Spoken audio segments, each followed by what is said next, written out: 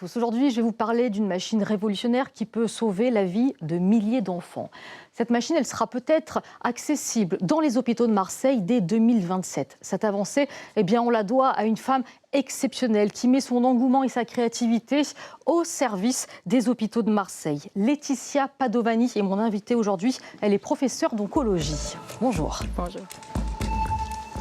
Merci de nous donner un petit peu de votre temps. Je sais que vous êtes très prise. On va parler bien sûr de cette machine qui s'affiche juste derrière nous. Mais avant, j'aimerais qu'on parle de vous. Il y a un an, vous avez lancé une campagne de dons pour financer cette machine pour les hôpitaux publics. On n'a pas l'habitude comme ça de demander aux citoyens de financer des machines qui vont servir aux hôpitaux publics. C'est assez audacieux. Et oui, c'est audacieux, mais je n'avais pas vraiment le choix.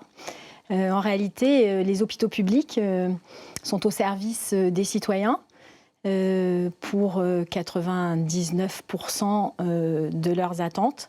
Pour les gens qui ont de l'argent, les gens qui n'ont pas d'argent, les gens qui sont un peu malades, ceux qui sont très malades, ceux qui ont des traitements peu coûteux et ceux qui ont des traitements extrêmement coûteux.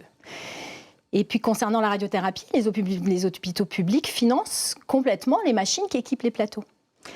Mais cette machine, elle est particulière. Elle est très chère. Elle a un coût très élevé. Et il y a une partie que l'assistance publique des hôpitaux de Marseille ne peut pas financer. Il manque combien ? Donc il manque, pour que la prise en charge puisse être complète, il faut 3 millions d'euros à peu près d'apport. En plus de la dizaine de millions d'euros que vont mettre les hôpitaux marseillais, les hôpitaux publics. Alors vous avez fait appel pour ça à des visages très connus. Comment c'est possible en fait ? Vous avez déjà récolté environ 2 millions d'euros. Grâce à qui et les people se sont vraiment intéressés à cette cause ? Alors on a récolté plus d'1 million d'euros. Et le directeur général s'engage finalement à embrayer sur le projet avec 2 millions. Et on prendra la suite sur le dernier million. Et comment on est arrivé à avoir du Zidane, du Patrick Timsit, comment c'est possible ? Eh bien, c'est grâce aux gens qui ont cru en ce projet. Et les premiers, c'est l'association Soleil Bleu Azur, qui est une association qui s'occupe d'aider les enfants et leur prise en charge de confort au sein des hôpitaux.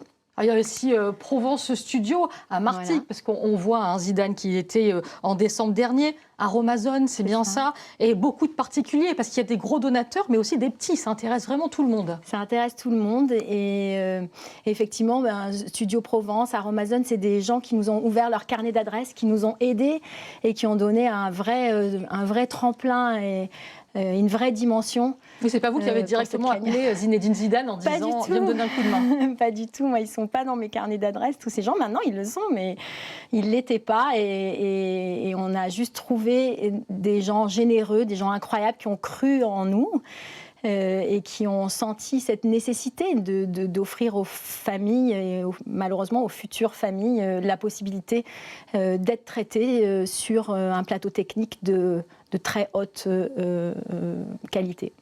Alors, ce que j'aime beaucoup chez vous, c'est que votre créativité est sans limite. Parce que vous organisez même des soirées dansantes. Alors, désolée, je vais vous mettre une petite chanson dans la tête, parce que moi, à cause de vous, j'ai eu cette musique pendant une semaine dans la tête. On l'écoute tout de suite. Une soirée pour la bonne cause.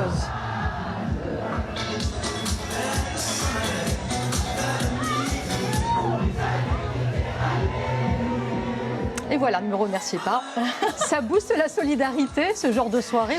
Ça a rapporté combien en termes de dons ? Oui, ça booste. Ça a rapporté autour de 40 000 à 50 000 euros. Et puis d'ailleurs, Yann Muller, il n'a pas fait que cette soirée-là. Il s'est même proposé pour une deuxième soirée. C'était au Vélodrome. Au Vélodrome.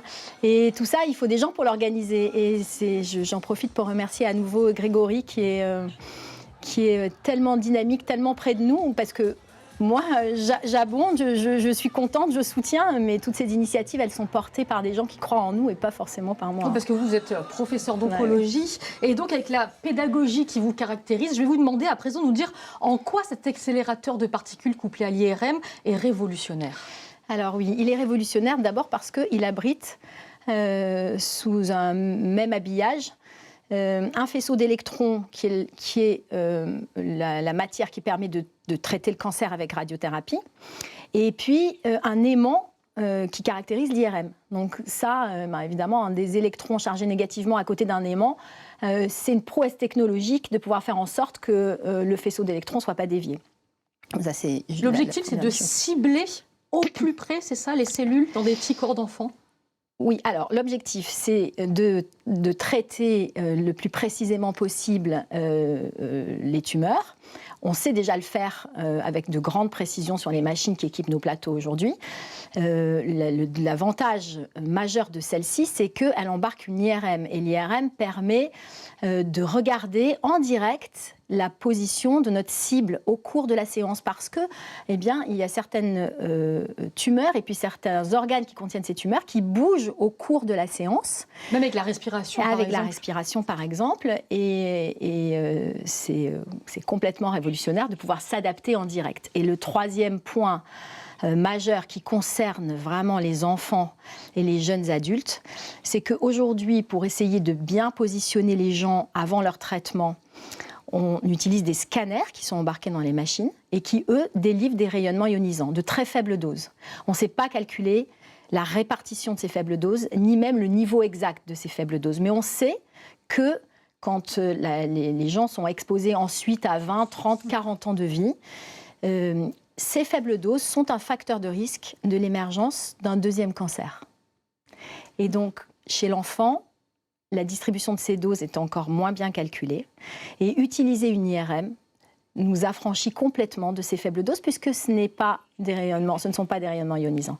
Et pour l'enfant, c'est capital. Merci beaucoup. On va terminer sur ce message. Je rappelle à tout le monde que chaque don compte. Tout le monde peut faire encore des dons, bien sûr, sur le site de Phoséo. Il manque environ 1 million d'euros. Il manque, j'allais dire, que 1 million d'euros. Et c'est grâce à vous. Merci beaucoup, Laetitia Padovani, d'avoir été avec nous. Vous, bien sûr, vous pouvez retrouver cet entretien dans son intégralité sur notre page YouTube. Et je vous donne rendez-vous samedi prochain.